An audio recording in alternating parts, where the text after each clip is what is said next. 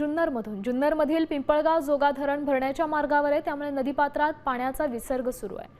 वाढलेल्या प्रवाहात काही तरुण धोकादायक रॅपलिंग आणि स्टंटबाजी करताना दिसलेत, त्यामुळे मोठ्या दुर्घटनेची शक्यता निर्माण झाली। प्रशासनाने तातडीने सुरक्षेच्या उपाययोजना करून हा जीवघेणा प्रकार थांबवावा असा सवाल उपस्थित केला जातोय।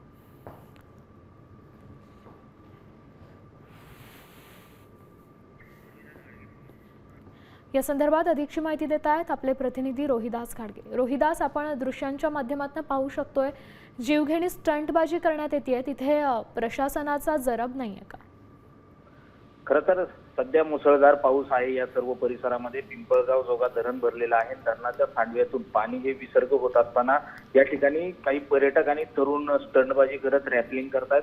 खरं तर पर्यटकांना अनेक वेळा धोकादायक ठिकाणी जाऊ नये, धोकादायक पाण्यात प्रवास करू नये असे सगळे आदेश असताना सुद्धा पर्यटक हुल्लडबाजी करताना या ठिकाणी पाहतात।